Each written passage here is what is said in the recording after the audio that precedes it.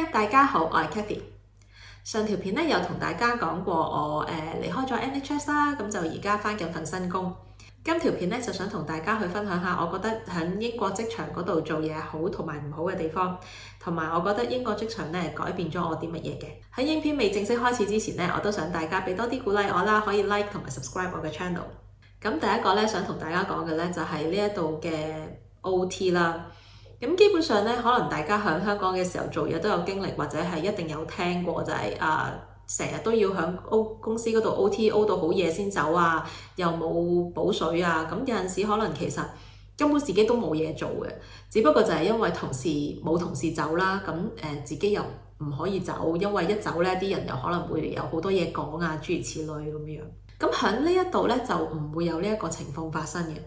基本上咧，喺呢一度做嘢咧就調翻轉頭，因為我試過有好多次啦，自己可能啲 report 未打好，咁或者可能有陣時只係想洗埋隻杯先走咁樣，可能遲收工時間2-3分鐘或者係5分鐘咁樣。咁但係跟住之後咧，啲同事就已經會好緊張咁問我點解你仲喺度嚟嘅？點解你仲唔走嘅？快啲走啦！OT 冇錢㗎，快啲走啦！咁樣係咁喺度講我走㗎啦，就已經。咁呢樣嘢咧，俾我嘅感覺其實好，自己本身好中意嘅。其實準時收工係天經地義嘅事嚟㗎嘛。尤其是如果你冇 OT 補水，咁何解我要留喺度咧？咁奈何就係以前習慣咗就係因為如果我早走，唔係早走，因為如果我準時走咧，咁可能就會有某啲人唔中意，或者上司就會唔中意啦咁樣。咁可能以前就會逼自己要留喺公司。咁但係而家我唔需要有呢一種壓力，即係我可以好放心，我亦都會知道唔會有人因為呢一樣嘢去唔滿意，係令我嘅壓力無形間就會細咗咁樣。咁所以呢一樣嘢我本身就都好中意。咁第二樣嘢我中意嘅咧就係佢哋呢一度對同事之間嘅讚賞啦，咁或者係一啲做錯事嘅時候佢哋處理嘅態度。咁我好記得咧，我啱啱嚟第一間 care home 咧，嗰個經理咧，佢收工嘅時間咧係5點鐘。咁佢每一日咧收工之前咧，其實佢都會過嚟我哋度，跟住之後就會逐個同事就同我哋講thank you so much thank you 多謝你今日嚟幫手我哋聽日見啦，拜拜咁樣樣。咁我啱啱入職嘅時候，我就以為因為我係新人啦，咁可能佢就客套講1-2次啦。咁但係當我做落咗咧，其實佢每一日返工咧，佢收工前佢都會過嚟同我哋講呢一番説話。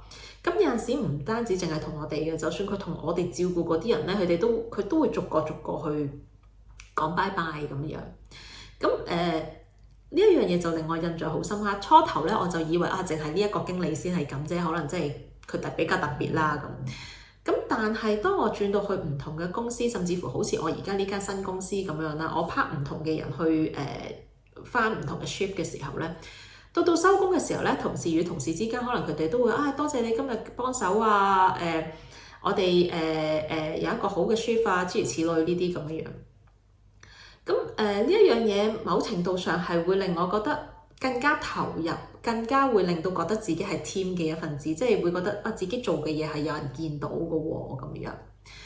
咁第二樣就係當你做得好嘅時候咧，佢哋係毫不吝嗇會去讚你啦。Well done good job 呢啲咧，佢哋係完全唔會吝嗇嘅。咁有陣時可能譬如有個例子就係我最近。因為我照顧嘅人裏邊咧，有一個人咧係我唔可以，我係新人啊嘛，因為咁我唔可以就咁就走去照顧佢。其他人咧可能都只不過係需要由其他同事介紹我去俾佢哋識，咁跟住之後咧我就可以去照顧佢哋啦。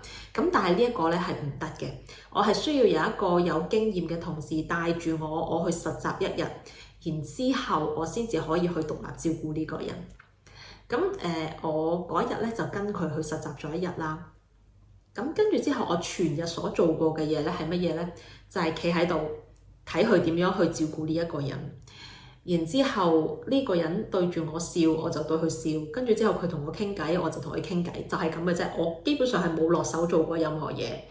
咁呢個人亦都冇 say no，因為其實佢係會 reject 其他人，即係佢好多時會 reject 我哋唔同嘅同事嘅。咁不過當日咧佢就冇 reject 到我咁樣。咁但係講翻轉頭咧，因為我係有一個好有經驗同埋佢好中意嘅人去帶我一齊去同佢相處咁樣。咁我唔知係咪因為呢個原因，咁佢就冇 reject 我。咁但係當日落手落腳做所有嘅嘢咧，都係嗰個同事，唔係我。咁第二日啦，就我哋有一個staff meeting。喺個 staff meeting 裏邊咧，嗰個同事咧就特登攞咗呢一件事嚟講話琴日我哋嗰個嘅實習咧好成功啊！佢做得好好啊！係咁喺度讚我。咁跟住之後個經理聽到又好開心啦，跟住之後well done appreciate 咁又係咁喺度讚我。咁但係即係咁我thank you 啦。咁但係喺我腦裏邊，其實我就喺度諗緊。其實我真係冇做過啲乜嘢嘅咋，我都唔知道自己有啲咩咁值得你哋去讚。不過開心嘅，即係有人讚你，梗係開心噶嘛，係咪先？即係我都唔能夠話佢哋讚我，我都好嬲啊，或者唔想佢哋讚我，我唔會咁樣講。不過就係即係覺得何德何能咧？即係我值得你哋去咁樣讚我咧，即係就有個咁嘅感覺咯。咁但係呢一種咁嘅讚賞文化咧，其實係令到人係有一種好正面嘅思想，即係某程度上就會令到我覺得更加容易去投入，或者會覺得我更加努力去做嘢咁樣。咁呢一樣嘢係即係，所以呢個嘅讚賞嘅文化又係我好中意嘅地方啦。咁當然有讚就梗係有罰㗎嘛，係咪先？即係有做啱嘢嘅地方，咁當然我哋都會有做錯嘢嘅時候啦。咁做錯嘢嘅時候咧，咁佢哋又會點咧？即係會唔會好似以前喺香港咁樣，即係咁喺度鞭你啊，係咁捉你入房啊，係咁餓你2-3個鐘啊，諸如此類呢啲咧。咁我暫時嘅經歷咧，都冇遇過有一啲咁樣嘅情況。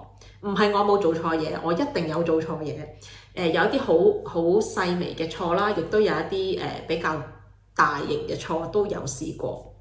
咁但係我暫時喺呢一度遇到處理嘅手法咧，都係令到我好舒服嘅。咁呢一樣嘢都係令到我開心嘅地方。當我做咗一啲好輕微嘅錯嘅時候咧，咁通常上司都係會同我講返唔緊要啦，其實你都做得好好㗎啦，我哋下次試下用其他方法啦。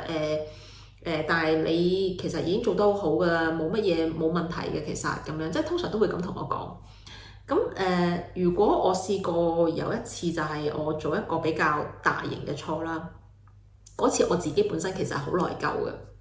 咁即係但係我嘅上司嗰陣時嘅做法就係同我坐低，跟住之後就問翻我件事點樣發生，跟住我就同佢講翻件事點樣發生。我覺得我點解會做咗呢一樣嘢，點解會做錯？跟住之後我都同佢講翻我覺得自己其實係唔應該咁錯嘅，我覺得自己係錯得好離譜。咁跟住之後，反而佢係去安慰翻我啦，即係可能佢又見到我個樣好唔開心，我唔知係咪因為咁啦。咁佢又去安慰翻我，就同我講翻其實人人都會有做錯嘢嘅時候嘅，即係我哋係人嚟噶嘛，梗係會有做錯嘢嘅時候噶啦。咁所以其實你唔需要太過介懷嘅。你知道自己點解錯，咁同埋你跟翻個程序，跟翻個步驟咁樣去做咧，其實就應該係冇問題，下次就唔會再出錯噶啦。所以你都唔需要話佢太過唔開心，盡量去放鬆自己咁樣。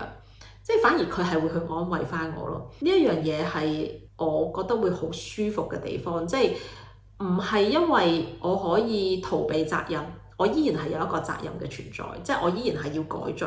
咁但係起碼我唔會俾人哋係咁喺度鞭2-3個鐘頭，係咁不停問你點解你錯啊，你有冇檢討啊，諸如此類，即係咁喺度轟炸疲勞、轟炸我咁樣。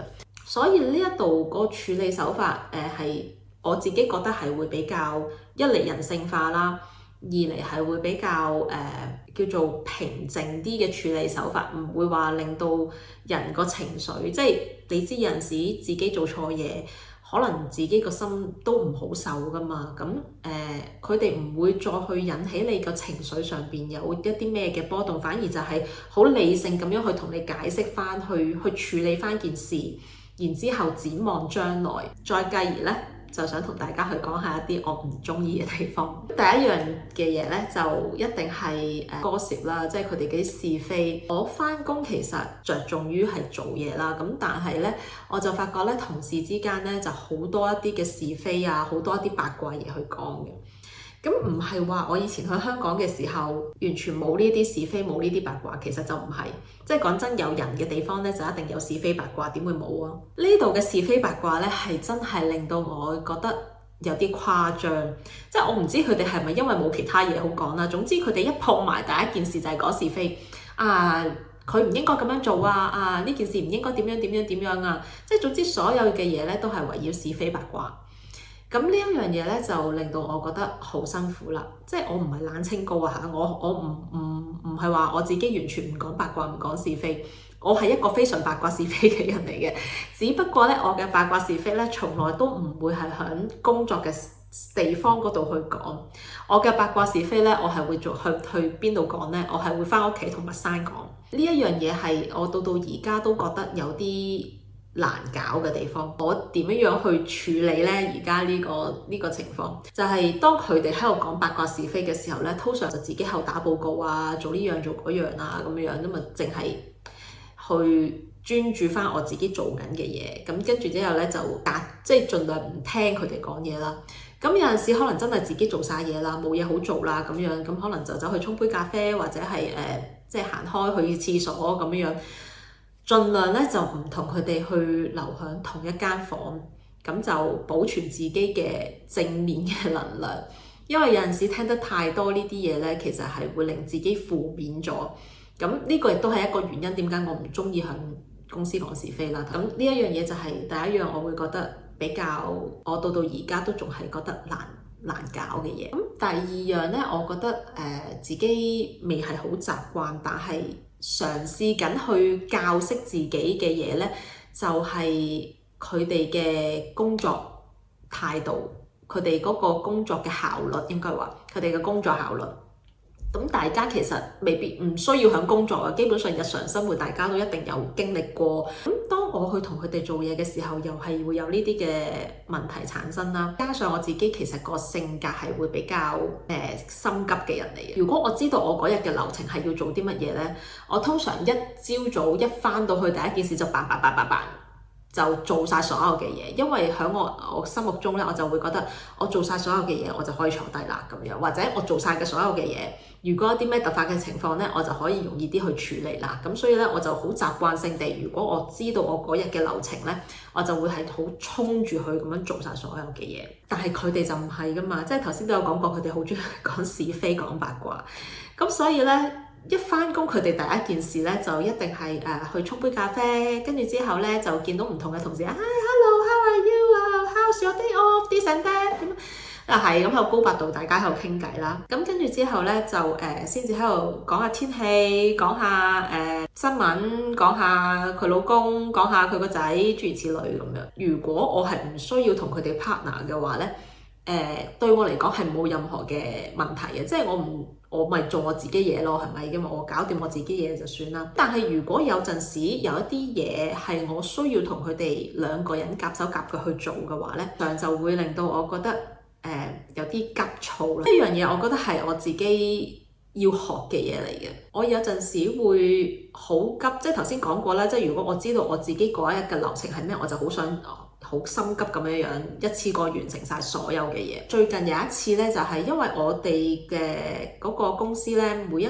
個月咧都有啲文件咧係需要送到去每一個我哋照顧嘅人嘅屋企嘅。嗰日朝頭早咧就係我要去送去佢哋嘅屋企啦，未送晒所有文件，但係咧同時間我又要做 handover 俾下一手啦。咁嗰陣時咧我就喺度心諗不如我帶埋啲文件去做 handover，因為我係 handover，我係要去每一個人嘅屋嗰度，所以我就嗰陣時就諗不如我攞埋晒啲文件去啦，咁我咪可以一次過咁樣去到每一間屋就派咁樣咯。咁但係跟住之後咧，有一個經驗比我豐富嘅同事咧就即刻喝止咗我，做乜嘢啊咁樣，跟住之後我諗住攞啲文件去派埋俾餘下嗰啲嘅人啦，咁樣。跟住之後佢就話你做多咗咯，跟住我俾佢嚇呆咗，我以為佢鬧我啦想。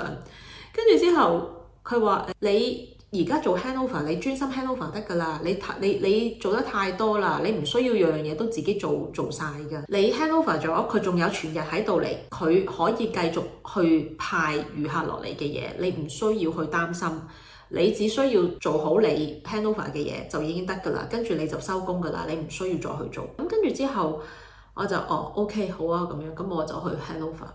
咁其實類似嘅情況其實出現過好多次，即係有陣時我好心急嘅時候咧，咁可能啲同事都會同我講，仲有成日㗎嘛，咁我哋都可以慢慢去做㗎嘛。某程度上我認同佢哋嘅，即係初頭我就會覺得，真係皇帝唔急太監急，點解你哋可以咁樣㗎？